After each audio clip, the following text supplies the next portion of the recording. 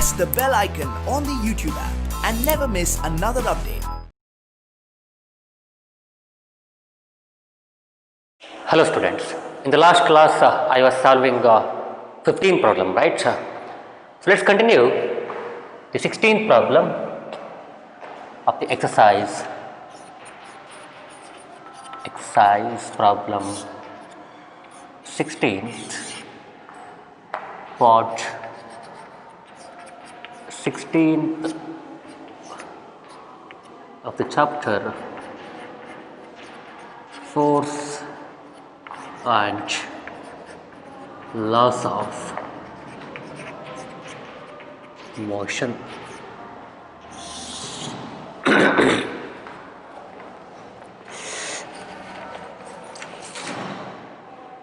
What is the question?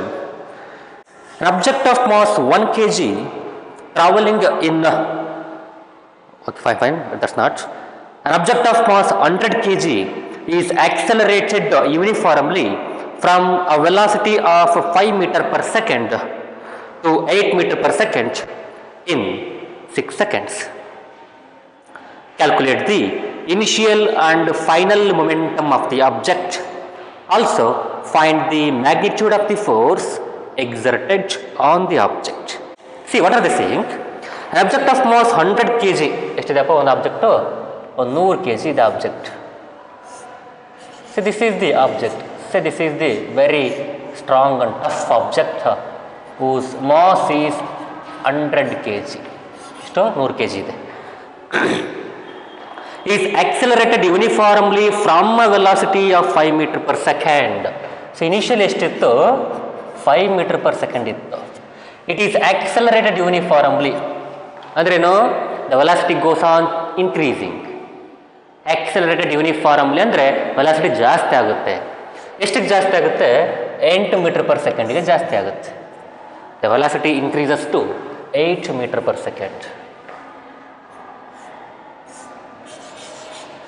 By constant acceleration. So ಅಲ್ಲಿಗೆ ಏನಾಯ್ತದು? 8 meter per second ಆಯಿತು.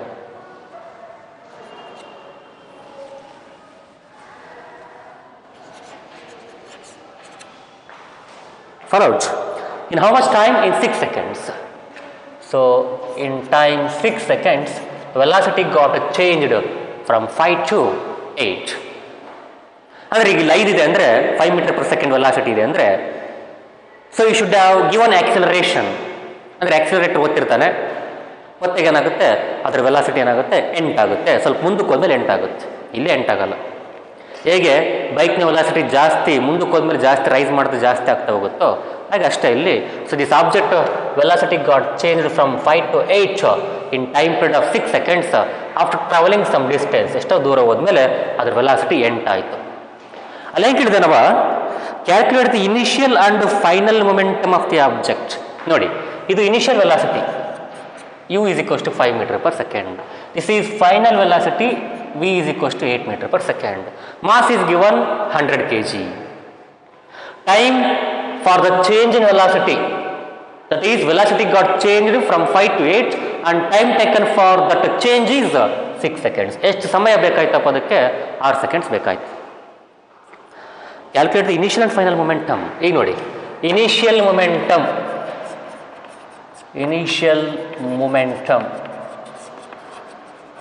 is equals to mass into initial velocity. That is 100 kg into initial velocity is 5 meter per second.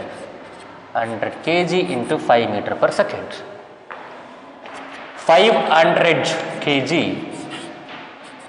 meter per second. This is the initial velocity.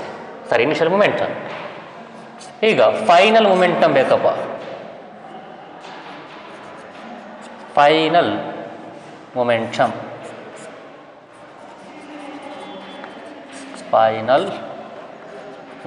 is equals to mass into final velocity.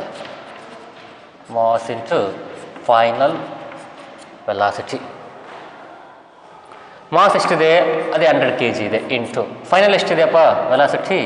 8 metre per second. ಎಷ್ಟಿದೆ? 8 metre per second. 800 kg meter per second. This is the final momentum. P1, P2, Pi, Pf ಅಂದರೆ initial momentum, final momentum ಆ ಥರ.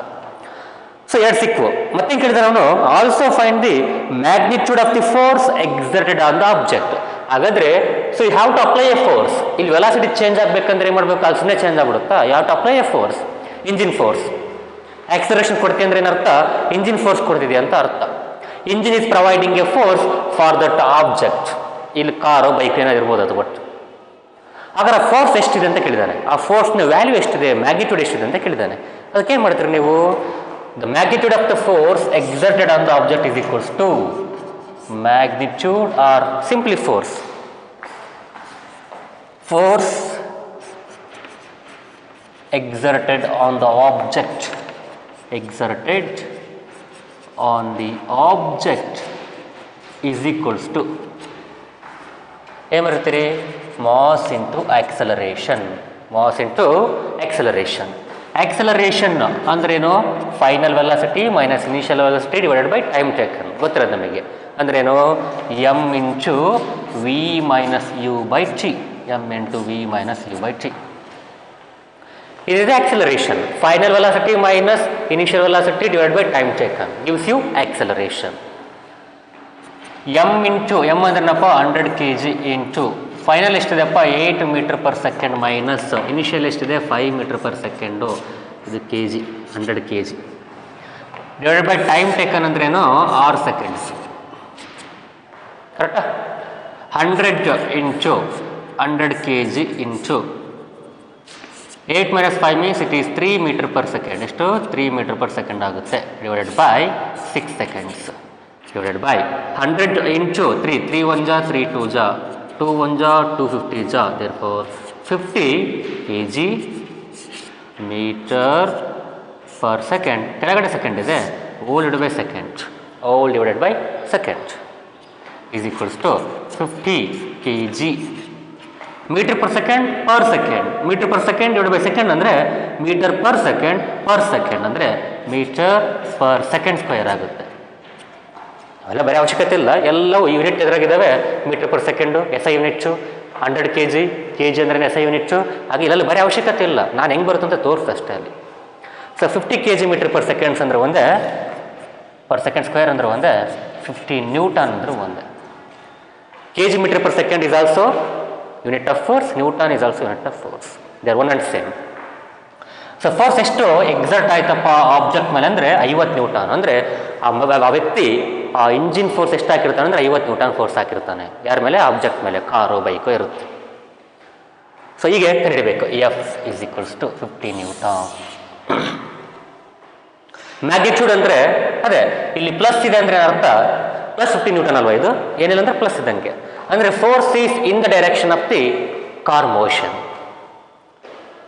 ಅಕಸ್ಮಾತ್ minus ಬಂದರೆ force is in the opposite direction of the car motion. ಇದೆಲ್ಲ ಗೊತ್ತೇ ಇರೋದು. So let's go to next problem.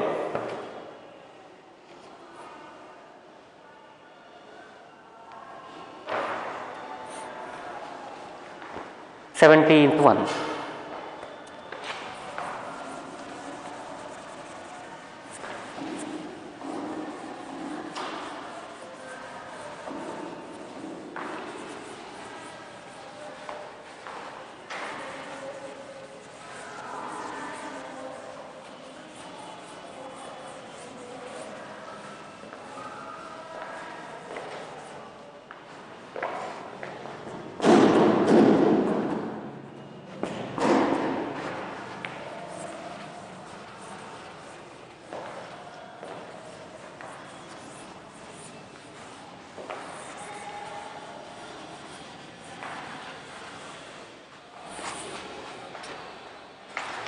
Seventeenth ಒಂದು ಏನಪ್ಪ ಕ್ವಶನ್ನು? ಸ್ವಲ್ಪ ಲೆಂತಿ ಕ್ವಶನ್ ಇದೆ, ಭಾಳ ಟ್ರಿಕ್ಕಿ ಕ್ವಶನ್ನು, ಕಾನ್ಸೆಪ್ಚುವಲ್ ಕ್ವಶನ್ ಇದು. ನೋಡಿ, first I read the question. Akhtar, Kiran and Rahul were riding in a motor car that was moving with a very high velocity. On an expressway, when an insect hit the windshield and got stuck on the windscreen, Akhtar and Kiran started pondering over the situation. Kiran suggested that the insect suffered a greater change in momentum as compared to the change in momentum of the car, because the change in the velocity of the insect was much more than that of the motor car. Akhtar said that since the motor car was moving with larger velocity, it exerted a larger force on the insect, and as a result, insect died. Rahul, while putting an entirely new explanation, said that both the motor car and the insect experienced the same force and a change in their momentum. Comment on these suggestions. ಎಷ್ಟು question ಸ್ವಲ್ಪ long ಇದೆ, ಅರ್ಥ ಮಾಡ್ಕೊಳ್ಳೋಣ. ಒಂದು motor car, ಒಂದು ಕಾರ್ನಾಗೆ ಹೋಗ್ತಾ ಇದ್ರಪ್ಪ. ಯಾರು ಹೋಗ್ತಾ ಇದ್ರು? ಅಖ್ತರು, ಕಿರಣ್, ರಾಹುಲ್ ಅಂತ 3 ಜನ ಹೋಗ್ತಾ ಇದ್ರು. ಫ್ರೆಂಡ್ಸ್ ಹೋಗ್ತಾ ಇದ್ರು.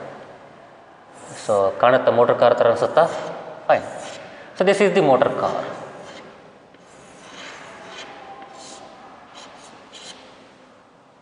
ಸೊ ಅಖ್ತರ್, ಕಿರಣ್, ರಾಹುಲ್ 3 ಜನ ಹೋಗ್ತಾ ಇದ್ದಾರೆ.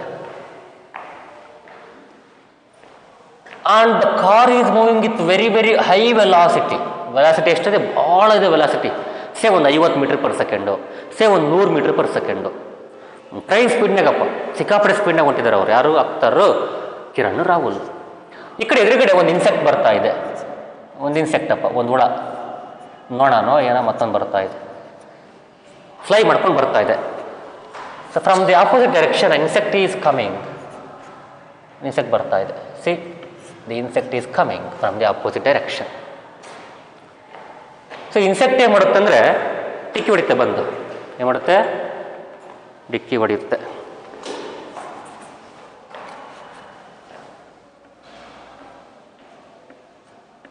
So insect hit the windshield and got stuck on the windscreen. ಇಲ್ಲಿ ಬಂದು ಹಿಟ್ ಆದ ತಕ್ಷಣ ಏನಾಗುತ್ತೆ? ಸ್ಟಕ್ ಆಗುತ್ತೆ. Insect got stucked. ಸೊ ಇದು ಕಾರು ಈ ಥರ ಇತ್ತು, ಸಿಕ್ಕಾಪಟ್ಟೆ ಸ್ಪೀಡ್ನ ಬರ್ತಾಯಿದ್ರು. ಇನ್ಸೆಕ್ಟ್ ಏನಾಯಿತು? ಸ್ಟಕ್ ಆಗ್ಬಿಡುತ್ತೆ. Insect got stucked on the windscreen ಅಂದರೆ ಆ ವಿಂಡೋದಲ್ಲಿ ಸಿಕ್ಕಾಕೊಂಬಿಡುತ್ತೆ, ಸತ್ತೋಗಿದೆ. ಅಷ್ಟು ಜ್ವರ ಬಂದು ಬಡಿತೆ ಅಂದರೆ ಏನಾಗುತ್ತೆ? ಸತ್ತೋಗುತ್ತಷ್ಟೆ. ಬಂದು ಹಿಟ್ ಮಾಡಿ ಸೊ ಈ ಥರ ಅಂಟ್ಕೊಂಡಿದೆ, ಸತ್ತೋಗಿದೆ ಅಂತ ಅರ್ಥ. ಸತ್ತೋಗಿಲ್ಲ ಅಂತ ಹಾರ್ಕೊಂಡು ಹೋಗ್ಬೋದು ಮತ್ತೆ ಅಲ್ಲಿದ್ದ. ಈಗೇನಾಯಿತು? Akhtar and Kiran started pondering over a situation. A and K, Akhtar and Kiran started to ponder over the situation. ಅಂದರೆ ಈ ಸಿಚುವೇಶನ್ ಬಗ್ಗೆ ವಿಚಾರ ಮಾಡೋಕ್ಕೆ ಸ್ಟಾರ್ಟ್ ಮಾಡ್ತಾರೆ. ಏನು ಮಾಡ್ತಾರೆ ಅವಾಗ? ಕಿರಣ್ ಸಜೆಸ್ಟೆಡ್, ಅವಾಗ ಕಿರಣ್ ಹೇಳ್ತಾನೆ insect suffered a greater change. ನೋಡಿ ಕಿರಣ್ ಮಾತು ಕೇಳೋಣ ಫಸ್ಟ್. ಈಗ ಕಿರಣ್ ಹೇಳ್ತಾನೆ insect suffered a greater change ಅಂದರೆ change in momentum of insect is more ಅಂತ ಹೇಳ್ತಿದ್ದಾನೆ. Change in momentum of insect, change in momentum of insect is very very much more than the change in the momentum of the car. Is very very much greater than the change in the momentum of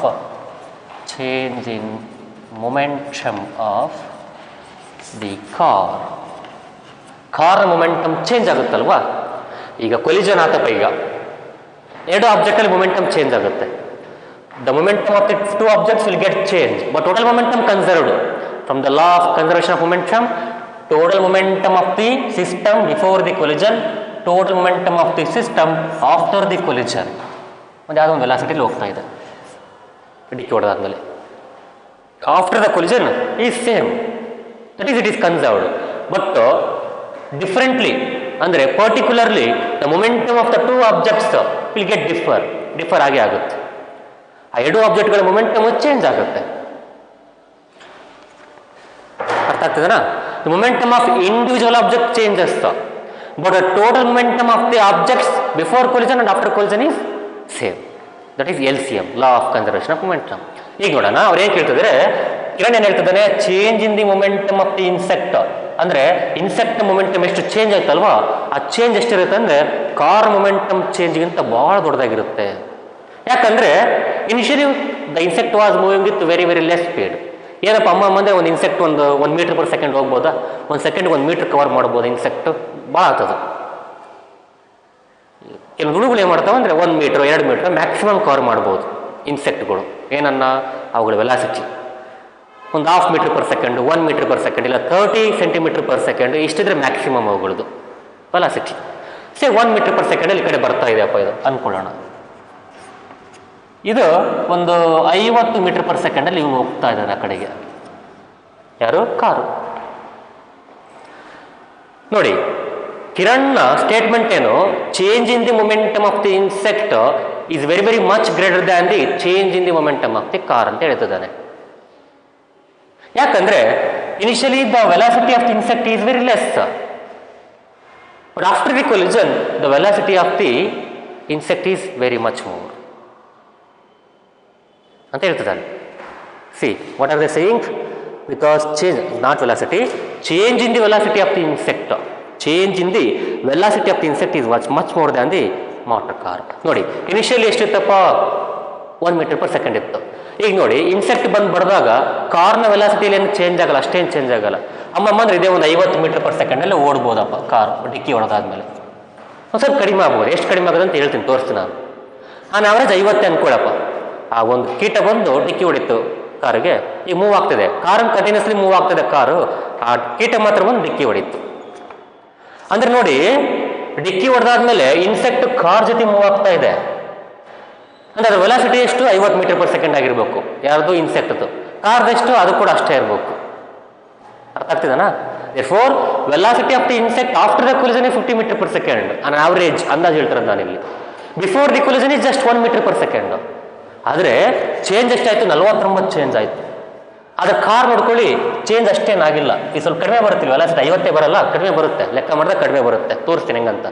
ಆದರೆ ಕಾರ್ನ velocity change ಎಷ್ಟಾಗಿರುತ್ತೆ? ಭಾಳ ಕಡಿಮೆ ಆಗಿರುತ್ತೆ. ಅಂದರೆ velocity change, that is change in the velocity for the insect is much more than the change in the velocity of the car. That's why change in the momentum of the insect is more than the change in the momentum of the car. ಅವ್ರು ಏನು ಹೇಳ್ತಿದ್ದಾರೆ?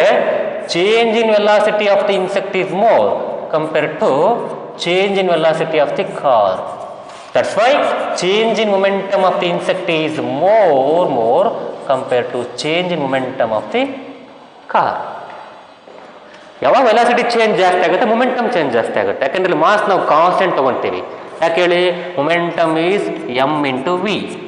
Mass constant ಆಗಿದ್ದಾಗ ಇದೇನು change ಆಗಲ್ಲ ಅಂದರೆ velocity change ಆಗುತ್ತೆ ಅಂತ ಅರ್ಥ. ವೆಲಾಸಿಟಿ ಚೇಂಜ್ ಆದರೆ ಮೊಮೆಂಟಮ್ ಚೇಂಜ್ ಆಗುತ್ತೆ. More the change in velocity, more the change in momentum. ಇದು ವೆಲಾಸಿಟಿ ಜಾಸ್ತಿ ಚೇಂಜ್ ಆದರೆ ಮೊಮೆಂಟಮ್ ಜಾಸ್ತಿ ಚೇಂಜ್ ಆಗುತ್ತೆ. ಕಿರಣ್ ಏನು ಹೇಳ್ತಿದ್ದಾನೆ? Velocity of the insect got changed much compared to velocity of the car changed. ಕಾರ್ನಲ್ಲಿ ವೆಲಾಸಿಟಿ ಆಗ್ತಕ್ಕಂಥ ಬದಲಾವಣೆಗಿಂತ ಇನ್ಸೆಕ್ಟ್ನ ವೆಲಾಸಿಟಿಯಲ್ಲಿ ಆಗ್ತಕ್ಕಂಥ ಬದಲಾವಣೆ ಸಿಕ್ಕಾಪಟ್ಟೆ ಇದೆ. ಹಾಗಾಗಿ ಅವುಗಳ ಮೊಮೆಂಟಮ್ ಕೂಡ ರೆಸ್ಪೆಕ್ಟಿವ್ ಚೇಂಜ್ ಆಗ್ತದೆ ಅಂತ ಹೇಳ್ತಿದ್ದಾನೆ. ಸರಿನಾ ತಪ್ಪು? Yes, it is very very true. Kiran's suggestion is right. See, the first suggestion, first comment from Kiran. ಈಗ ನಮ್ಮ comment. So our answer are our perspective. ಈಗ ನಾವು ಹೇಳ್ಬೇಕು ಇದು ಸರಿನಾ ತಪ್ಪ ಅಂತ. Yes, this situation is correct. The statement given by the Kiran is correct. ಈಗ ನೋಡಿ, before the collision the velocity of the insect is say 1 metre per second, that is a less velocity. After the collision the insect got stuck on the windscreen. Stuck ಆಗಿದೆ, ಸತ್ತೋಗಿದೆ ಕೂಡ. Move ಆಗ್ತಿದೆ ಅಂದ್ರೆ ಈಗ ಎಷ್ಟಲ್ಲಿ move ಆಗ್ತಿದೆ? ಈಗ it is moving along with the car, means it is moving with the velocity of the car. ಅಷ್ಟಲ್ಲಿ move ಆಗ್ತಿದೆ ಅನ್ಕೊಳ್ಳೋಣ. ನಾವು the final velocity of the insect is very very much, but the initial velocity of the object is that is insect is very very less. ಅಂದ್ರೆ 49 change ಆಯ್ತು ಹತ್ತತ್ರ. This momentum should also get much increased. ಈಗ ನೋಡೋಣ, ಈಗ mathematical ನೋಡೋಣ. Say insect is 10 gram. ಎಷ್ಟಪ್ಪ? ಒಂದು 10 gram ಇದೆ ಇನ್ಸೆಕ್ಟ್. ಎಷ್ಟಿದೆ? 10 ಗ್ರಾಮ್ ಇದೆ ಇನ್ಸೆಕ್ಟ್. 10 ಗ್ರಾಮ್ಸ್. ಈಗ ನೋಡಿ, momentum before the collision total momentum before the collision ಏನಾಗುತ್ತೆ TMBC ಬಿಫೋರ್ ದಿ ಕೊಲಿಷನ್ ಏನಾಗುತ್ತೆ mass of the car into ಅದನ್ನ M1 ಅಂತ ತಗೋತೀನಿ ಅದೆಷ್ಟಾಯ್ತಪ್ಪ ಅದು 1000 kg ಸಾರಿ ಒಂದು 1000 kg ಅವ್ರು ಕೊಟ್ಟಿಲ್ಲ ನಾವು ತಗೊಳ್ಳೋಣ let's take 1000 kg so 1000 kg into 50 metre per second ಇದು mass of the car into velocity of the car plus mass of the insect is 10 gram ಅಂದರೆ 0.01 kg ಇಂಟು ವೆಲಾಸಿಟಿ ಎಷ್ಟಪ್ಪ -1 ತಗೋತೀನಿ ಯಾಕೆ ಹೇಳಿ ಅದು ಹಿಂಗೆ ಬರೋಕ್ಕೆ ಜೊತೆ ಅಲ್ಲಿಗೇನಾಯಿತು 50,000 ಮೈನಸ್ 0.01 ಅಲ್ಲಿಗೇನಾಯಿತು 49,999.99 ಹೌದಾ ಇಷ್ಟಾಯಿತು ಏನಿದು kg ಮೀಟರ್ ಪರ್ ಸೆಕೆಂಡ್ ಬಿಟ್ಬಿಡಿ ಯೂನಿಟ್ ಬಿಟ್ಬಿಡಿ ನನಗೆ ಬೇಡ ನಂಬರ್ ಬೇಕಷ್ಟು ಅಂಡರ್ಸ್ಟ್ಯಾಂಡಿಂಗ್ ಬೇಕು ನನಗೀಗ ಸೊ ಇಷ್ಟಾಯಿತು ಏನಿದು initial momentum after momentum that is final momentum ನೋಡೋಣ after the collision that is total momentum after the collision ನೋಡೋಣ ಎರಡು ಡಿಕ್ಕಿ ಆದಮೇಲೆ ಏನಾಗುತ್ತೆ ಒಂದು ಕಾಮನ್ ವೆಲಾಸಿಟಿ ಬರುತ್ತಪ್ಪ ಅವು ಎರಡಕ್ಕೂ ಯಾಕಂದ್ರೆ ಎರಡು ಅಂಟ್ಕೊಂಡಿದ್ದಾವೆ ಹಾಗಾಗಿ say the common velocity is the ಎಷ್ಟಪ್ಪ ಒಂದು ವಿ ಅಂತ ಅನ್ಕೊಳ್ಳಿ ಕಾಮನ್ ವೆಲಾಸಿಟಿ ವಿ ಅನ್ಕೊಳ್ಳಿ initial velocity of the insect is 1 metre per second in this direction of the car is 50 meter per second in that direction. They collide, they got stuck, now they move with one velocity, with the same velocity, let it be v. ಏನದು let it be v. ಇದು u1 ಇದು u2 ಇದೇನಿದೆ v ಅನ್ಕೊಳ್ಳೋಣ ಈಗ ನೋಡಿ mass of the total momentum of the system after the collision ಏನಾಗುತ್ತೆ mass of the car into velocity of the car plus mass of the insect into velocity of the insect ಯಾಕೆ V ತೊಗೊಂಡಿದ್ದೀನಿ ಎರಡು ಒಟ್ಟಿಗೆ ಇರೋದ್ರಿಂದ ಒಂದೇ ವೆಲಾಸಿಟಿಯಲ್ಲಿ move ಆಗ್ತವೆ mass of the car ಎಷ್ಟಿದೆ 1000 ಇದೆ ಇಂಟು ವೆಲಾಸಿಟಿ ಎಷ್ಟಿದೆ ಗೊತ್ತಿಲ್ಲ ಪ್ಲಸ್ ಅದೇ ಗೊತ್ತಾಗಬೇಕು ನನಗೀಗ mass of the second object insect ಎಷ್ಟಿದೆ 0.01 ವೆಲಾಸಿಟಿ ಎಷ್ಟಿದೆ ಗೊತ್ತಿಲ್ಲ ಅಲ್ಲಿಗೇನಾಯಿತು 100.01 ಆಯಿತು ಇಂಟು ವಿ ಆಯಿತು ಇದೇನಿದು ಫೈನಲ್ ಮೊಮೆಂಟಮ್ ಅಥವಾ total momentum after the collision from LCM ಏನಾಗಬೇಕಪ್ಪ ಇದು ಸಮ ಆಗಬೇಕು ಇದು ಸಮ ಆಗಬೇಕು from LCM so from LCM ಇದು ಸಮ ಆಗಬೇಕು ಅಲ್ಲಿಗೇನಾಗುತ್ತೆ V is equals to 49,999.99 divided by 100.01 ಇದು V ಸಿಗುತ್ತೆ ಮಾಡಿ ಎಷ್ಟು ಬರುತ್ತೆ ನೋಡಿ ಎಕ್ಸಾಕ್ಟ್ ವ್ಯಾಲ್ಯೂ ಬೇಕು ನನಗೀಗ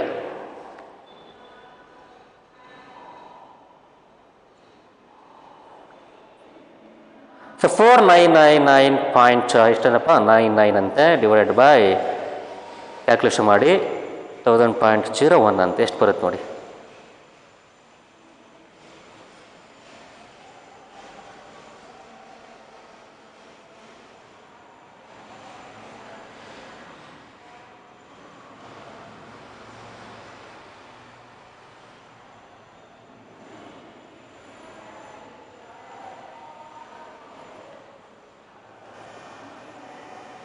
ನೋಡಿದ್ರಾ ಎಷ್ಟು ಬರುತ್ತೆ ಅಂದರೆ 49.99949 ಬರುತ್ತೆ 49.99949 ಬರುತ್ತೆ ಸೊ ಇದೇನಿದೆ ವೆಲಾಸಿಟಿ ಅಂದರೆ ಎರಡು ಎಷ್ಟು ವೆಲಾಸಿಟಿಯಲ್ಲಿ ಮೂವ್ ಆಗ್ತಾವೆ ಅಂದರೆ ಡಿಕ್ಕಿ ಹೊಡೆದಾದ್ಮೇಲೆ 49.99949 ಮೂವ್ ಆಗ್ತವೆ ನಾನು ಆಗಲೇ ಹೇಳಿದ್ದೆ ಅಪ್ರಾಕ್ಸಿಮೇಟ್ಲಿ 50 ಬರುತ್ತೆ ಅಂತಂದು ಈಗ ನೋಡಿ what is the velocity of the insect after the collision 49.999 what is the velocity of the car after the collision 49.999 same ಎರಡಕ್ಕೂ ಸೇಮ್ ಯಾವಾಗ ಆಫ್ಟರ್ ಕೊಲಿಷನ್ ಆದಮೇಲೆ what is the velocity of the insect before the collision 1 meter per second what is the velocity of the car before the collision 50 meter per second ಅರ್ಥ ಆಗ್ತಿದೆನಾ ಈಗ ನೋಡಿ velocity of the car got changed how much ಒಂಚೂರು ಕಡಿಮೆ ಆಗಿದೆ ಅಷ್ಟೇ ನೋಡಿ 49.999 ಅಂತ almost 15 ಅದು ಒಂಚೂರೇ ಚೂರು ಕಡಿಮೆ ಆಗಿದೆ ಅದರಲ್ಲಿ velocity of the car got changed by very less amount versus the velocity of the insect ಒಂದಿದ್ದು 49.99 ಆಗಿದೆ ಅಂದರೆ ಅರ್ಥ velocity of the insect got increase by very much amount ನೋಡಿ ನಾನು ಆಗ್ಲೇ ಹೇಳಿದ್ದೆ when delta v increases ಅಂದ್ರೆ change in the velocity increases delta p is also more ಅಂತ ಅರ್ಥ change in momentum also is more ಹೌದಾ ಅರ್ಥ ಆಗ್ತದೇನಾ ಈಗ ನೋಡಿ change in the momentum of the car ಬೇಕಪ್ಪ ನನಗೆ ಈಗ change in the momentum of the car ನೋಡೋಣ ಈಗ. ಸೆಪರೇಟ್ ನೋಡೋಣ ಈಗ. ಏನು change in the delta P of car ನೋಡಿದ್ರೆ ಏನಾಗುತ್ತೆ ನೋಡಿ. ಹೆಂಗ್ ಮಾಡ್ತೀರಿ? Final momentum of the car minus initial momentum of the car. ಈಗ ನೋಡಿ, final momentum of the car ಅಂದ್ರೆ ಎಷ್ಟಿದೆ ಇಲ್ಲಿ? 1000 kg ಇಂಟು 499 ಅಂತ ಮಾಡ್ಬೋದು. ಮಾಸ್ ಇಂಟು ವೆಲಾಸಿಟಿ ಎಷ್ಟಪ್ಪ? 1000 ಇಂಟು 49.99949 ಅಂತ ಮಾಡ್ತೀವಿ. ಅಲ್ಲಿಗೆ ಎಷ್ಟಾಯ್ತದು? ಒಂದು 49999.49 ಅಂತ ಇದರದ್ದು ಕಾರ್ ವೆಲಾಸಿಟಿ, ಕಾರ್ ಮೊಮೆಂಟಮ್. ಇದರದ್ದು ಫೈನಲ್ ಮೊಮೆಂಟಮ್. ಇದು ಮೈನಸ್ ಇನಿಷಿಯಲ್ ಮೊಮೆಂಟಮ್ ಮಾಡ್ಬೇಕು ನಾನೀಗ. That is P2 is equals to P2 minus P1. ಅಂದ್ರೆ ಈಗ P2 ಮೈನಸ್ P1 ಎಂದು ಎಷ್ಟು ಬರುತ್ತೆ? ಇಲ್ಲಿ ನೋಡಿ, 1000 ಇಂಟು 50, ಅಲ್ಲಿಗೆ 50,000 ಬರುತ್ತೆ. ಇದು final initial momentum. Final minus initial ಎಷ್ಟು ಬಂತು ಅಲ್ಲಿಗೆ? 0.15. ಸೊ ಎಷ್ಟು ಬರುತ್ತೆ ಅಂದರೆ ಮೈನಸ್ 0.5 ಬರುತ್ತೆ ನೋಡಿ. ಮೈನಸ್ 0.51 ಬರುತ್ತೆ. ಎದ್ರದ್ದು change in momentum of the car. ಬರೀ ಅಷ್ಟೇ ಬರುತ್ತೆ. 0.51 ಚೇಂಜ್ ಇನ್ ಮೊಮೆಂಟಮ್ ಬರುತ್ತೆ. ಅದು ಇನ್ಸೆಕ್ಟ್ ತೊಗೊಂಡ್ರೆ ಏನಾಗುತ್ತೆ ನೋಡಿ. Insect change in the momentum of insect ತಗೊಳ್ಳಿ. ಇನ್ಸೆಕ್ಟ್ ತಗೊಳ್ಳಿ is equals to final momentum of insect ಎಷ್ಟಾಗುತ್ತಪ್ಪ? ಇಷ್ಟು. It's mass into it's velocity ಎಷ್ಟಾಯಿತು? 10 ಗ್ರಾಮ್ ಅಂದರೆ 0.01 ವೆಲಾಸಿಟಿ, ಸಾರಿ ಮಾಸ್ 0.01 ಇಂಟು ಎಷ್ಟಿದೆ? 49.999 ಇದೆ. ಈಗ ನೋಡಿ, ಇದೇನಿದು ಎಷ್ಟಾಯ್ತು ಅಲ್ಲಿಗೆ? 0.49 ಆಗುತ್ತೆ. 0.499 ಆಗುತ್ತೆ. ಮೈನಸ್ ಇನಿಷಿಯಲ್ ಮೊಮೆಂಟಮ್ ಎಷ್ಟಾಗುತ್ತೆ? 1 ಇಂಟು ಎಷ್ಟಿದೆ? 0.01. So 0.01 is the mass into 1 metre per second. But ಎಂಥ ಮೀಟರ್ ಪರ್ ಸೆಕೆಂಡು? -1. ಯಾಕೆ ಹೇಳಿ? ವಿರುದ್ಧ ದಿಕ್ಕಲ್ಲಿದೆ, ಹಿಂಗಿದೆ. ಅಲ್ಲಿಗೇನಾಯಿತು? ಪ್ಲಸ್ ಆಗುತ್ತೆ. ಪ್ಲಸ್ 0.01 ಆಗುತ್ತೆ. ಅಲ್ಲಿಗೇನಾಯ್ತು ನೋಡಿ? 0.49 ಅಲ್ಲಿ 0.50 ಆಗುತ್ತೆ. 0.50 ಆಗುತ್ತೆ. ಇದು ಯಾವಾಗ ತಗೋತೀವಿ ಅಂದರೆ ನಾವು ಇನ್ಸೆಕ್ಟ್ ಮತ್ತು ಕಾರ್ ಬೇರೆ ಬೇರೆ ಆಗಿದ್ದ ತಗೊತೀವಿ. ಬಟ್ ಇಲ್ಲೇನಾಗಿದೆ? After the collision the insect and the car are together. ಅವಾಗ ಏನು ಮಾಡಬೇಕಾಗುತ್ತೆ ನಾವು? We have to take, if you want to find a change in momentum of the car, you have to take both car and insect respectively. ಎರಡು ತಗೋಬೇಕಾಗುತ್ತೆ ನಾವಿಲ್ಲಿ. ಅದಕ್ಕೆ ಮಾಡ್ತೀವಿ P2 ಅಂತ ತಗೊಂಡಾಗ ಏನು ಮಾಡ್ತೀವಪ್ಪ? P2 is the mass of the system, ಅಂದರೆ 1000 kg plus 10 gram 0.01 into what is the velocity? 49.999. ಇದು ಫೈನಲ್ ವೆಲಾಸಿಟಿ ಮೈನಸ್ ಇನಿಷಿಯಲ್ ಎಷ್ಟಿತ್ತು? 50 ಇತ್ತು. ಆಲ್ಮೋಸ್ಟ್ ಅದು ಎಷ್ಟು ಬರುತ್ತೆ? 10 ಎಷ್ಟು ಬಂತು? ಪ್ಲಸ್ 0.01 ಆಲ್ಮೋಸ್ಟ್ ಇಷ್ಟು ಬರುತ್ತೆ. ಇಟ್ಕೊಳ್ಳಿ, ಕರೆಕ್ಟಾಗಿ ಮಾಡಿದ್ರಪ್ಪ ಅಂದ್ರೆ ಒಂದು 900 ರೈಟ್ 1000 ಇಂಟು 50 49 ಪಾಯಿಂಟ್ ಸಮಥಿಂಗ್ ಎಷ್ಟೋ ಬರುತ್ತೆ. 49,000 ಸಮಥಿಂಗ್ ಬರುತ್ತೆ. ಇದರದ್ದು ಕಾರ್ ಮೊಮೆಂಟಮ್. ಮುಂಚೆ ಎಷ್ಟಿತ್ತು ಕಾರ್ ಮೊಮೆಂಟಮು? 50,000 ಇತ್ತು. ಎಷ್ಟಿತ್ತು? 50,000 ಇತ್ತು. ಈಗ ಎಷ್ಟಾಯಿತು? P2 ಮೈನಸ್ P1, ಸಾರಿ 50 ಕಳೆದ್ರೆ ಎಷ್ಟಾಗತ್ತೆ? 0.0001. 50 ಕಳೆರಿದ್ನ ಎಷ್ಟು ಬಂತು?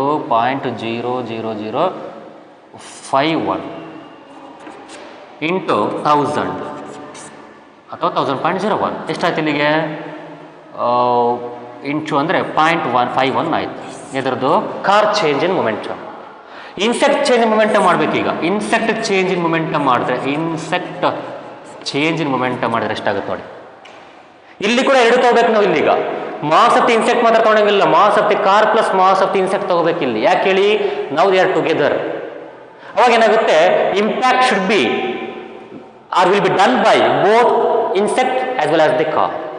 ಹಾಗಾಗಿ ಇಲ್ಲಿ ಎರಡು ತಗೋಬೇಕು. ಈಗ ನಾವು ಇಲ್ಲಿ ಎರಡು ತಗೊಂಡು mass of the car plus insect into final velocity of the car minus initial velocity of the car gives you what? Change in momentum of the car. ಈಗ the change in the momentum of the insect is equals to mass of the car plus mass of the insect ಎರಡು ತೊಗೋಬೇಕಿಲ್ಲ ನಾವೀಗ, ಯಾಕಂದ್ರೆ ಎರಡು ಒಟ್ಟಿಗಿದ್ದಾವೆ. Into ಏನು ಮಾಡಬೇಕು, final velocity of the insect ಎಷ್ಟು 49.99 ಸಮಥಿಂಗ್ ಇದೆ, ಅದು ಬರ್ಕೊಂತಾರೆ ಬರ್ಕೋಣ. Minus initial velocity of the insect ಎಷ್ಟು -1 ಯಾಕೆ -1 ಈ ಕಡೆ ಇದೆ, ಅಲ್ಲಿಗೆ ಏನಾಯ್ತದು 1000.01 ಇಂಟು 50.99949 ಬಂತು. ಯಾಕೆ ಹೇಳಿ, ಮೈನಸ್ ಪ್ಲಸ್ ಆಗುತ್ತೆ. ಅಲ್ಲಿಗೇನಾಯಿತು 51 ಅನ್ಕೊಂಬಿಡಿ, let's take it as 51 into 1000 is 51,000 ಆಯಿತು. 51,000 ನೋಡಿ, ಇದು change in momentum of the insect, ಇದು change in momentum of the car. ಯಾರು ಜಾಸ್ತಿ ಇದ್ದಾರೆ? No doubt change in momentum of the insect is much more than the change in momentum of the car. ಹಾಗಾದ್ರೆ ಕಿರಣ್ ಕರೆಕ್ಟಾಗಿ ಹೇಳ್ತಿದ್ದಾನೆ. ಇದು mathematically ತೋರಿಸೋದು. ಇದು ಸಿಂಪಲ್ ಹೇಳ್ಬೇಕಂದ್ರೆ ನೋಡಿ, ಇನಿಷಿಯಲಿ ಇನ್ಸೆಕ್ಟ್ನ ಒಂದು ಸ್ಪೀಡ್ ಎಷ್ಟಿತ್ತು 1 ಮೀಟರ್ ಪರ್ ಸೆಕೆಂಡ್ ಇತ್ತು. ಡಿಕ್ಕಿ ಹೊಡೆದಾದ್ಮೇಲೆ it will move with car velocity. ಯಾಕೆ ಹೇಳಿ, ಕಾರ್ ಜೊತೆ ಹೋಗುತ್ತೆ, ಅಂಟ್ಕೊಂಡಿರುತ್ತಲ್ಲ. ಅವಾಗ ಏನಾಗುತ್ತೆ 49.99 ಆಗಿದೆ. ಯಾವಾಗ ಕಾರ್ ಜೊತೆ ಹೋಗ್ತಿರ್ಬೇಕಾದ್ರೆ ನೋಡಿ ವೆಲಾಸಿಟಿ ಎಷ್ಟು ಭಾಳ ಜಾಸ್ತಿ ಆಗಿದೆ. ಅದೇ ಕಾರ್ ನೋಡಿ ವೆಲಾಸಿಟಿ 50 49.99 ಆಗಿದೆ, ಅಂತ ಏನು ಚೇಂಜ್ ಆಗಿಲ್ಲ, ಭಾಳ ನೆಗ್ಲಿಜಿಬಲ್ ಚೇಂಜ್ ಆಗಿದೆ. ಅಂದರೆ ಇನ್ಸೆಕ್ಟ್ನ ವೆಲಾಸಿಟಿಯಲ್ಲಿ ಭಾಳ ಜಾಸ್ತಿ ಆಗಿದೆ ಅಂದರೆ ಅದ್ರ ಮೊಮೆಂಟಮ್ ಕೂಡ ಜಾಸ್ತಿ ಚೇಂಜ್ ಆಗಿರುತ್ತೆ ಅಂತ ಅರ್ಥ. ಜನರಲ್ ನೋಡೋದಾದರೆ ಮ್ಯಾಥಮೆಟಿಕಲಿ ಕರೆಕ್ಟಾಗಿ ಟೆಕ್ನಿಕಲಿ ನೋಡಿ ಈ ಥರ ನೋಡಬೇಕು.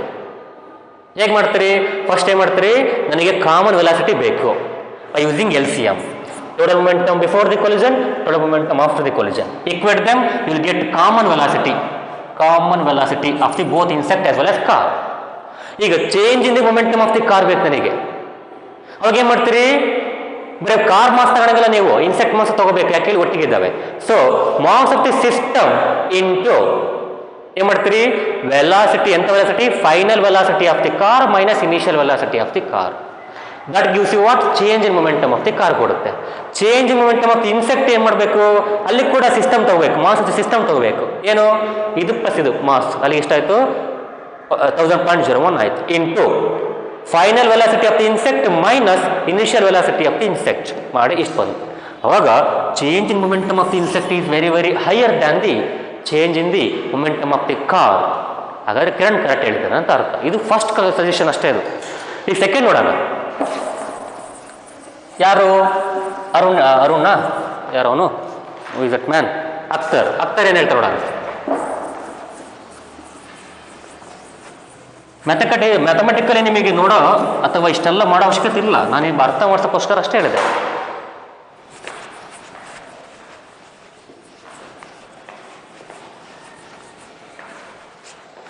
What is is saying now? After said that motor car was moving with larger velocity, it exerted a larger force on the insect and insect died. ಏನು ಹೇಳ್ತಿದ್ದಾರೆ, ಮೋಟರ್ ಕಾರು ಭಾಳ ವೇಗದಲ್ಲಿ ಬರೋದ್ರಿಂದ, ಎಷ್ಟಪ್ಪ 50 ಮೀಟರ್ ಪರ್ ಸೆಕೆಂಡ್ ವೇಗದಲ್ಲಿ ಬರೋದ್ರಿಂದ ಏನಾಗುತ್ತೆ, motor car exerts a much force on the insect and insect died. ಇದು ಇನ್ಸೆಕ್ಟ್ ಅನ್ಕೊಳ್ಳಿ, ಇದು ಭಾಳ ಸ್ಪೀಡಾಗಿ ಬರ್ತಿದೆ. We know that it's very common sense. Any object which is moving with very very speed, with high speed, if any other object comes in the direction of that object, it hits that object with much force. ಇನ್ನು ಅಲ್ಲಿ ನಿಂತಿದ್ದೀನಿ, ಆ ಕಡೆಯಿಂದ ಇಬ್ರು ಓಡ್ ಬರ್ತಿದ್ದಾರೆ, ಯಾರು ಜೋರ ಓಡ್ ಬರ್ತಾರೆ ಅವ್ರು ನನಗೆ ಭಾಳ ಫೋರ್ಸ್ ಆಗ್ತಾರೆ, ನೋ ಡೌಟ್. ಅರ್ಥ ಆಗ್ತಿದ್ದೇನಾ? ಅಲ್ಲಿ 2 ಲಾರಿ ಇದಾವಪ್ಪ, ನೀನು ನಿಂತಿದ್ಯಾ ರೋಡ್ ಮಧ್ಯೆ, ಒಂದು ಲಾರಿ 10 ಮೀಟರ್ ಪರ್ ಸೆಕೆಂಡ್ ಬರ್ತಿದೆ, ಇನ್ನೊಂದು ಲಾರಿ 50 ಮೀಟರ್ ಪರ್ ಸೆಕೆಂಡಲ್ಲಿ ಬರ್ತಿದೆ. ಯಾರ ಮೇಲೆ ಜಾಸ್ತಿ ಫೋರ್ಸ್ ಆಗ್ತಾರೆ? The lorry which is moving with much velocity will create much force or will apply much force on you. So it's common sense. ಗೊತ್ತಾ? ಹಂಗಾರೆ ಅಕ್ಷರ್ ಕೂಡ ಕರೆಕ್ಟ್ ಇದ್ದಾರೆ. It's common and it's obvious. The object which moves with more velocity will apply more force on the object. ಯಾರು ಜೋರ ಬರ್ತಾರೋ ಅವ್ರ ಮೇಲೆ ಭಾಳ ಫೋರ್ಸ್ ಆಗ್ತಾರೆ. Common sense. ಅಖ್ತರ್ ಕೂಡ ರೈಟ್, ಅಖ್ತರ್ ಸ್ಟೇಟ್ಮೆಂಟ್ ಕೂಡ ರೈಟ್ ಇದೆ, ಕರೆಕ್ಟ್ ಇದ್ದಾನೆ. ಈಗ ರಾಹುಲ್ ಏನು ಹೇಳ್ತಿದ್ದಾನೆ, both the motor car and the insect experience the same force. ಅಂದ್ರೆ ನೋಡಿ, both motor car and insect experienced the same force. ಇದು ಒಂದು. ಇನ್ನೊಂದು ಏನು ಹೇಳ್ತಾನೆ ಅವನು, both of them experience the same change in momentum. ಅಂದ್ರೆ ಅವ್ರು ಹೇಳ್ತಿದ್ದಾನೆ change in the momentum of the car is equals to change in momentum of the insect ಅಂತ ಹೇಳ್ತಿದ್ದಾನೆ. ಇದು ಶುದ್ಧ ತಪ್ಪು. ಇದು ಯಾಕೆ ಹೇಳಿ? ಈಗ ತಾನೇ ಮಾಡಿದ್ವಿ ನಾವು, ಈ ಥರ ಮಾಡಿದ್ವಿ ಹೌದಾ? ಕಿರಣ್ ಸ್ಟೇಟ್ಮೆಂಟ್ ಅನ್ನು ನೋಡುವಾಗ ನಾವು ಮ್ಯಾಥಮೆಟಿಕಲಿ ಪ್ರೂವ್ ಮಾಡಿದ್ವಿ. ಏನಂತ ಪ್ರೂವ್ ಮಾಡಿದ್ವಿ? Change in momentum of the insect ಒಂದು 50,000 ಬಂದಿತ್ತು, change in momentum of the car 0.51 ಬಂದಿತ್ತು. ಹಾಗಾದ್ರೆ ಭಾಳ ಡಿಫ್ರೆನ್ಸ್ ಅವುಗಳ ಮಧ್ಯೆ. ಇದು ತಪ್ಪಾಗುತ್ತೆ, ಇದು ತಪ್ಪಾಗುತ್ತೆ. ರಾಹುಲ್ನ ಸೆಕೆಂಡ್ ಪಾಯಿಂಟ್ ತಪ್ಪಾಗುತ್ತೆ. ಬಟ್ ರಾಹುಲ್ನ ಫಸ್ಟ್ ಪಾಯಿಂಟ್ ಇದೆ ನೋಡಿ, both motor car as well as insect experience the same force. ಇದು ಕರೆಕ್ಟ್ ಇದೆ. ಯಾಕೆ ಹೇಳಿ? ಈಗ ಮೋಟರ್ ಕಾರ್ ಬರ್ತಾ ಇದೆ, ಈ ಕಡೆ ಇನ್ಸೆಕ್ಟ್ ಬರ್ತಾ ಇದೆ, ಬಂದು ಡಿಕ್ಕಿ ಹೊಡಿತವೆ ಹೌದಾ? ಸೊ ಅವಾಗ ಏನಾಗುತ್ತೆ? Motor car applies A force on insect, insect applies A force on motor car.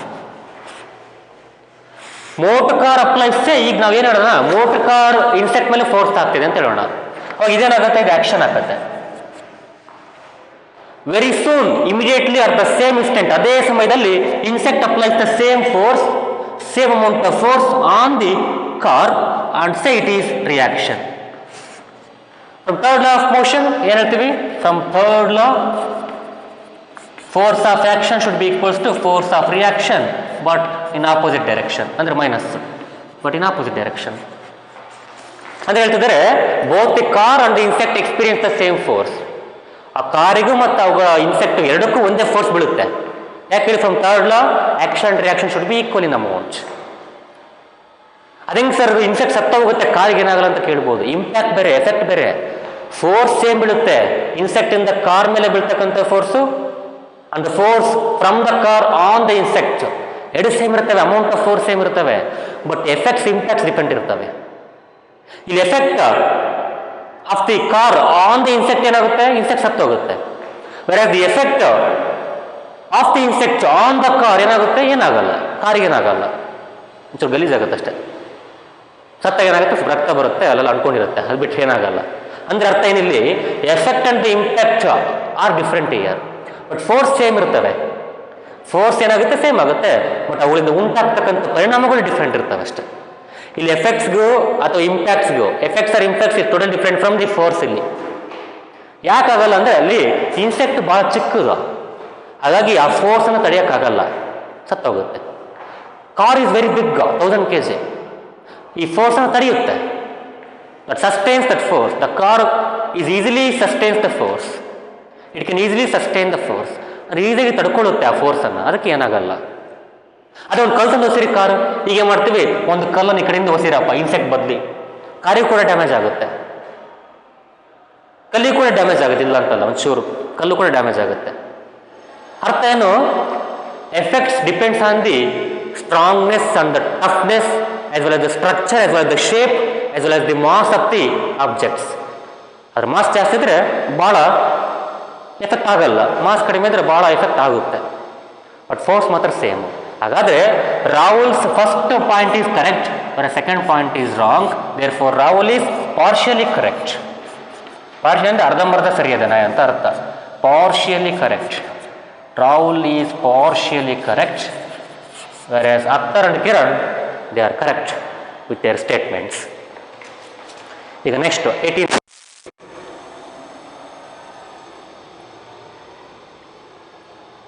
What is the 18th question?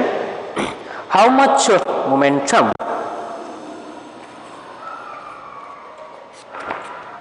right? I will rub this.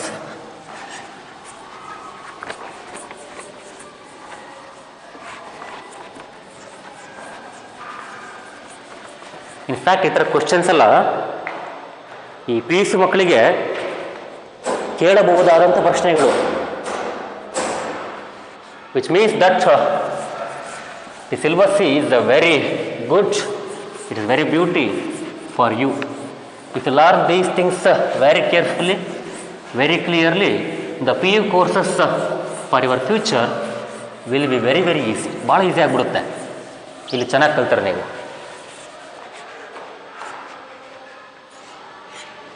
18th ಅಲ್ವಾ?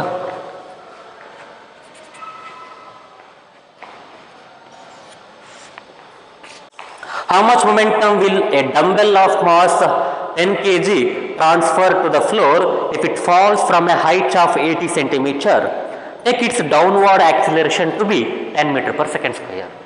ನೋಡಿ ಒಂದು ಡಂಬಲ್ ಇದೆ ಅಂದ್ರೆ ಏನು, ಎಕ್ಸರ್ಸೈಸ್ ಮಾಡೋಕ್ಕೆ ಬಳಸ್ತಾರೆ ಗೊತ್ತಾ ಡಂಬಲ್ಸ್ಗಳನ್ನ, ಜಿಮ್ಮಲ್ಲಿ ಇರುತ್ತೆ ಗೊತ್ತಾ, ಆ ಕಡೆ ಒಂದು ಈ ಕಡೆ ಒಂದು ಹಿಡ್ಕೊಂಡು ನೀವು ಮಾಡ್ತಾರಲ್ಲ ಈಗ ಡಂಬಲ್ಸ್, ಅವು ಒಂದು ಡಂಬಲ್ ಇದೆ. ಓಕೆ, ಎಷ್ಟಿದೆಪ್ಪ? 10 kg ಮಾಸ್ ಇದೆ. Mass of the dumbbell is 10 kg ಅಂತ ಚಿಕ್ಕದು. ಸ್ಟಾರ್ಟಿಂಗ್ ಸ್ಟೇಜಲ್ಲಿ ಇದನ್ನ ಕೊಡ್ತಾರೆ ನಿಮಗೆ ಮಾಡಲಿಕ್ಕೆ ಜಿಮ್ಮಿಗೆ ಹೋದರೆ. ಆಮೇಲೆ 30 kg 40 kg ಎಲ್ಲ ಕೊಡ್ತಾರೆ.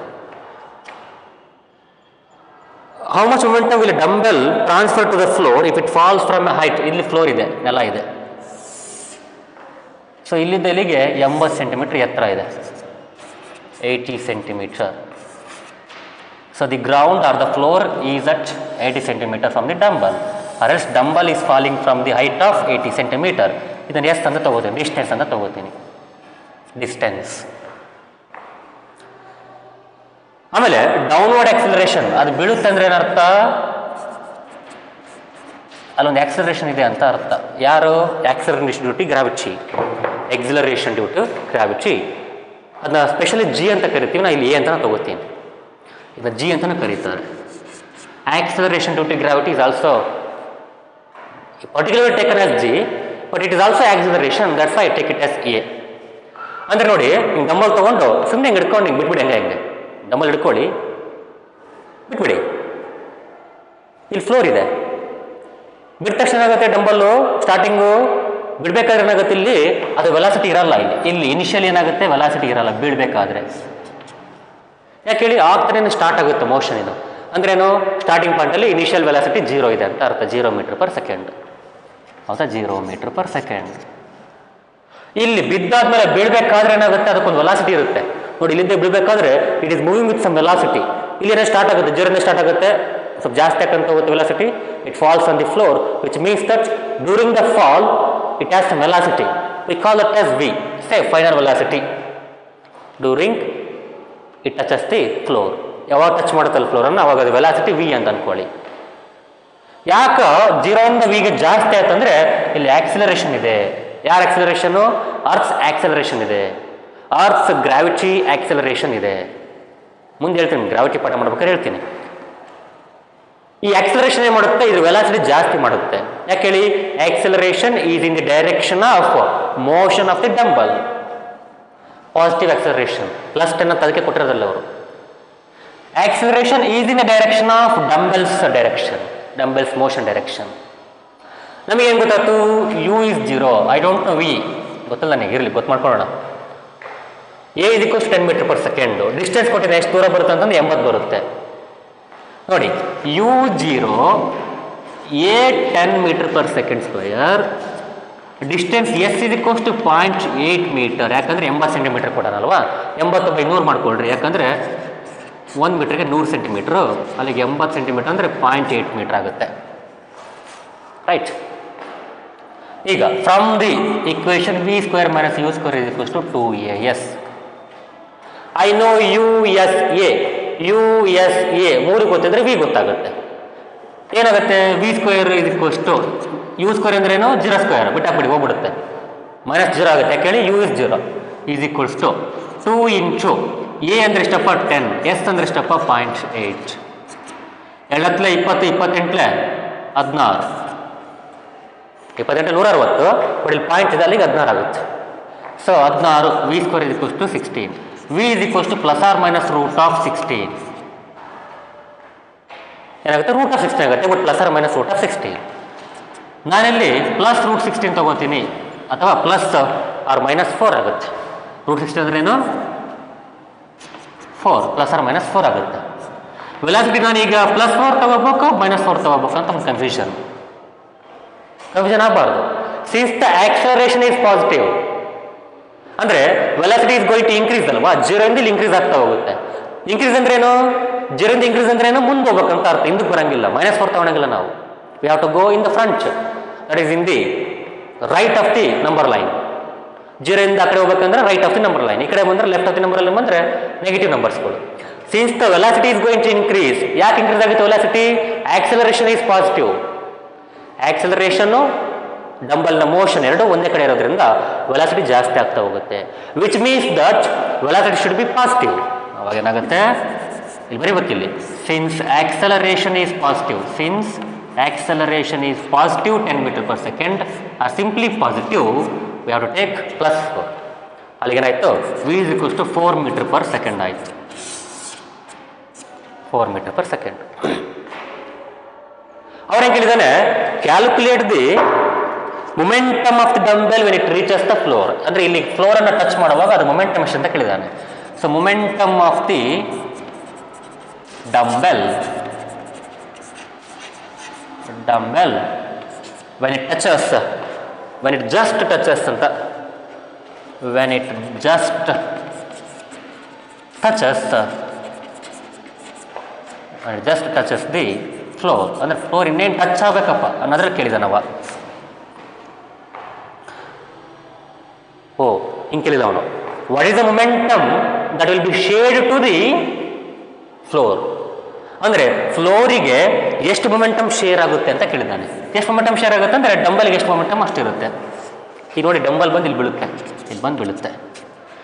ಈಗ ಇದು ವೆಲಾಸಿಟಿ ಗೊತ್ತಾಗ್ತದೆ ನಮಗೆ, ಎಷ್ಟಿದೆಪ್ಪ ವೆಲಾಸಿಟಿ, 4 meter per second ಇದೆ. ಅಂದರೆ ಇನ್ನೇನು ಬೀಳುವಾಗ ಇನ್ನೇನು ಬಡಿಬೇಕಲ್ಲಿ ಹೋಗಿ ಟಚ್ ಆಗಬೇಕು, ಹಿಟ್ ಮಾಡಬೇಕು ಫ್ಲೋರಿಗೆ, ಅವಾಗ ಅದು ವೆಲಾಸಿಟಿ ಎಷ್ಟಿರುತ್ತೆ, 4 meter per second ಇರುತ್ತೆ. ನೋಡಿ, mass of the momentum of the dumbbell, momentum of dumbbell ಎಷ್ಟಾಯಿತು, is equals to mass into its velocity is equals to mass ಎಷ್ಟಿದೆಪ್ಪ 10 kg ಇದೆ, ವೆಲಾಸಿಟಿ ಎಷ್ಟಿದೆಪ್ಪ 4 meter per second ಇದೆ. ಅಲ್ಲಿಗೆ 40 kg meter per second ಆಯಿತು. ಏನಿದು, momentum of the dumbbell during when it just touches the floor. ಅಂದರೆ total momentum shared ಎಷ್ಟಾಗುತ್ತೆ, total momentum shared to the floor ಅಂದರೆ ಅಷ್ಟೇ, ಎಷ್ಟಿರುತ್ತೆ ಅಷ್ಟೆ. Total momentum shared to the floor is equals to 40 kg meter per second. ತನ್ನ ಎಲ್ಲ ಮೊಮೆಂಟಮನ್ನು ನೆಲಕ್ಕೆ ಬಿದ್ದ ಮೇಲೆ ನೆಲಕ್ಕೆ ಟ್ರಾನ್ಸ್ಫರ್ ಮಾಡುತ್ತೆ. ಏನು, ಡಂಬೆಲ್. ಅದು ಹೆಂಗೆ ಹೇಳ್ತಾರೆ, ಎಲ್ಲದೂ ಶೇರ್ ಮಾಡ್ತಾನಪ್ಪ ಅಂದರೆ, ಯಾಕೆಂದರೆ ಬಿದ್ದ ಮೇಲೆ ಡಂಬೆಲ್ಲು ನಿಂತ್ಕೊಳುತ್ತೆ, ಅದೇನು ಓಡಾಡಲ್ಲ. But dumbbell will not move, ಅಲ್ಲಿ ಹೋಗ್ಬಿಡುತ್ತೆ ಡಂಬೆಲ್ಲು, ಬಿದ್ದ ಮೇಲೆ ಕೂದಿರ್ತದೆ ಅಲ್ಲಿ ಬಂದು ನೆಲ ಮೇಲೆ.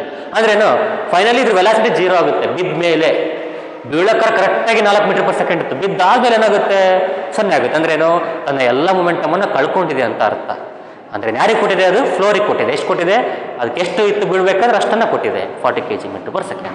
ಸೊ ಈ ಥರ ನೀವು ಕ್ವಶನ್ಸನ್ನು ಸಾಲ್ವ್ ಮಾಡಬೇಕು. ಇದು ಅಡಿಷನಲ್ ಎಕ್ಸರ್ಸೈಸಸ್ ಅಂತ ಇದ್ದಾವೆ, ಒಂದು 4 ಕ್ವಶನ್ಸ್ಗಳು. ಸೊ ಅವುಗಳನ್ನು ನಾನು ನೆಕ್ಸ್ಟ್ ಕ್ಲಾಸಲ್ಲಿ ಮಾಡ್ತೀನಿ, right. So up to now we have done the exercise problems, overall exercise problems 18. So in the next class I am going to deal with additional exercise problems in the part 17, right. Until then, watch, enjoy and thank you.